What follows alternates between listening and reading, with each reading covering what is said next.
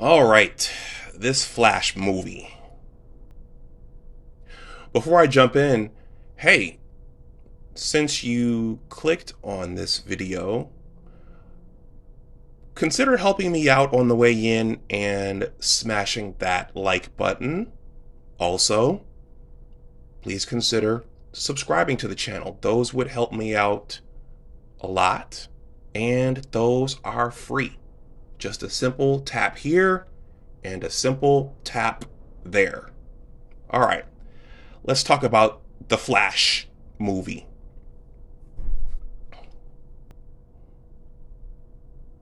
Well, as I said in my pre-Flash video, I was excited to see the movie. And after watching the trailer and seeing Ezra Miller and Michael Keaton and Michael Shannon coming back as General Zod, I was pretty amped up and I was ready for the next adventure and what should have been the final adventure of this Snyderverse. Though I think there's one more with the Blue Beetle. Yeah, the Blue Beetle. There's one more where this Ben Affleck Batman is mentioned. In any case, a surprising thing happened when I uploaded that video. It only got a few views. And as much work as I put into it and as excited as I was about it, I was surprised that it only got a few views. Well, that could have been because the algorithm didn't grab it and throw it into the matrix and put the mass amount of eyeballs on it that I wanted, or maybe people just weren't excited about seeing the Flash movie. And after I saw it and I started seeing reports of how low the ticket sales were, I said, and then when I thought back to when I went to go see the movie, which was on opening night in the evening, when you would expect the movie to be packed with lots and lots of fanboys and fangirls and superhero and sci-fi fans, when I think back to that night, there might have been 20 of us in the theater at most. So it makes sense. Maybe people weren't excited to see the Flash movie, even though I was, and probably a handful of us were. So I'm going to come back to that at the end of this video, but right now I'm going to talk about, just briefly, my thoughts on the movie. Yeah, so as I said in my pre-video, I think this was originally supposed to be something else. If you go back to Batman versus Superman Dawn of Justice, there was a scene where Ben Affleck's Batman, I think, was downloading data on the white Portuguese or those meta files he stole from Lex, and Ezra Miller's Flash comes through and he warns him about something coming in the future, and Lois is the key. I think this movie was initially supposed to be some iteration of that, but with the fallout and Zack Snyder not coming back and continuing the entire vision, I think it turned into this standalone, and this is what we got. So this movie, and this movie may have been the precursor to whatever that was supposed to be. But anyway, so in this movie, Barry's father was going to jail, and his mother was deceased from early in his youth, and he wanted to go back and stop that. So what he did was he figured out how to time travel. Of course, Bruce warned him about the unexpected and unintended consequences of doing such a thing. And of course, he did it anyway. And he found himself in a world that he thought was his world. And his plan was to create an alternate timeline where his mother would survive. Now, interestingly, what he did is he ended up in an alternate reality where there was another Barry, and there was another version of his father, and there was another version of his mother, and as we would see, another version of the Batman. And this is interesting because in most time travel movies that I've seen, whether it was Back to the Future, whether it was Star Trek 4, The Voyage Home, or Avengers, Endgame, the time travel usually involved just creating an alternate future or repairing something and still being in the same world. But this, what they did with this, which was very, very clever and amazing, was they made a consequence of time travel merged realities. And so in that scene where both Barry Allens go to find Batman, and they find that it's a different Batman. Bruce cleverly explains. He cleverly uses the spaghetti uh, example. Shout out to Artisan MC who said that this had been done before, or he had seen this before. I'd never seen this example, but Bruce basically tells the Barrys, that one consequence of disturbing time and messing with the natural way that things are supposed to go is that multiple realities can be swapped together. And that's what we saw here. Because I don't think in Michael Keaton, in his world, in that Bruce Wayne, in that Batman world, I don't think General Zod was supposed to come to that world. I don't think a Kryptonian was supposed to come to that world. So as a result of an unintended consequence of Barry attempting to fix his past, was throwing all of the universes together and merging them and having characters and individuals come together and meet that were never intended to meet if things were left untouched. And in a way, I guess this might borrow from the Crisis on Infinite Earths. If you're not a DC fan, if you didn't read the comics, then you wouldn't know what that is. But it involved multiverses. So in general, I liked the story. As the movie was unfolding, and as Barry realized that he was in an alternate reality, and when both Barrys sought out Bruce Wayne and Batman, and they approached Wayne Manor, I was completely sucked into story, and I was looking at the screen thinking, wow, the Snyder Flash is in Tim Burton's Gotham.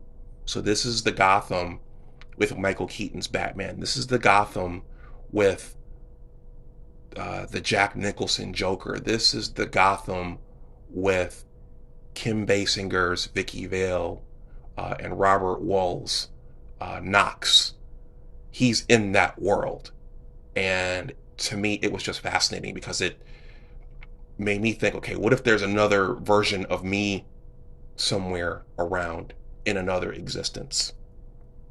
The ending, particularly the ending battle sequence involving General Zod and Michael Keaton's Batman and Sasha Calle's Supergirl, that was a little depressing to me because, well, if you haven't seen it, well, here's a spoiler. They end up in a cycle where they keep dying. So no matter what happens, Batman dies, taking on the Kryptonians, and Sasha Calle's Supergirl, she ends up dying a brutal death when matching up against General Zod. And as I was in the theater, that part of the movie very much reminded me of the first Doctor Strange movie, where Doctor Strange confronted Dormammu, because it kept repeating over and over and over again. And the two Barrys thought that if they just go back and do it again, they could change the future. But I think what that part of the movie was trying to tell us, in principle, was that the future is going to be what the future is meant to be. And you can't change it. You can't alter it. And so the ending was compelling.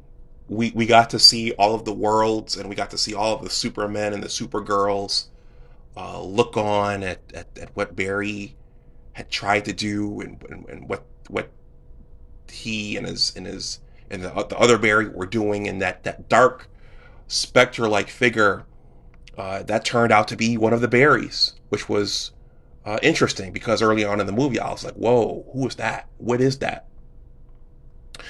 And so that was very, very intriguing the way that they did all of that. And once again, it kind of called back to the Crisis on Infinite Earths. I thought the ending of the movie was very, very clever and very compelling as well. And I think that I think that what it tried to tell us was you may, once again, you may change the past, but there are unintended consequences, and you may forever alter the future in ways that you did not think that you would. And uh, that's that was the meaning of the other Batman. Should I say who that Batman was? I mean, at this point, it's probably leaked out. Okay, it was George Clooney. It was the George Clooney Bruce Wayne. Barry thought that he was talking to the Ben Affleck Bruce Wayne, but it was the George Clooney Bruce Wayne. And so the ending of the movie, it did kind of have a bit of an eerie feeling to it because his Bruce Wayne was gone. That was the Bruce Wayne that he had the close friendship with and the mentor-mentee relationship with. So that was the movie had a bit of an eerie ending. So why weren't people excited to see this movie the way that I was and maybe some other people were? Well, I think listening to some of the experts talk here on YouTube, I'm thinking about the Critical Drinker and his crew, and maybe the Film Threat duo, Chris Gore and Alan, and the Midnight's Edge group. I'm thinking about some of the bigger content creators. I think, well, maybe folks didn't like Ezra Miller. Maybe folks are tired of seeing Ezra Miller, and in large part because of his personal off the screen troubles. But I was thinking before I shot this video that the way they portrayed the Flash, I don't think the Flash is supposed to be blonde. Barry Allen is supposed to be blonde. And I don't recall in the comics him being this comical. So they definitely tried to use the Flash for comic relief. But in a lot of instances, it was forced and it seemed annoying. Though his portrayal in this movie I thought was balanced. In the Justice League movies, it was a bit much. So one theory is that the fans were not excited to see Ezra Miller star in this movie. It's known that this Snyderverse cast is not going to be brought back unless, well, with the multiverse, they could pretty much do that now. They could bring these people back in some form, even after James Gunn launches what he's going to launch.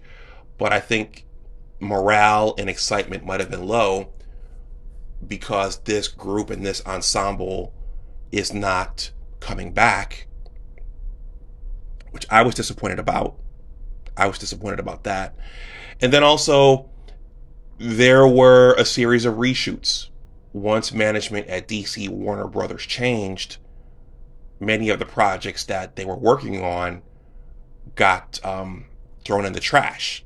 For example, so from what I read and what I heard, Sasha Calle's Supergirl was supposed to take over completely for Henry Cavill's Superman / Man of Steel, which I did not agree with. And the Batgirl was supposed to take over for Ben Affleck's Batman. So there were all these plans that were in place before management changed over at DC Warner Brothers. And so they had to reshoot the ending of this film to show that those projects were not going to go forward. So I think those were the big three reasons why fans were not excited to see this movie, though I thought it was pretty good.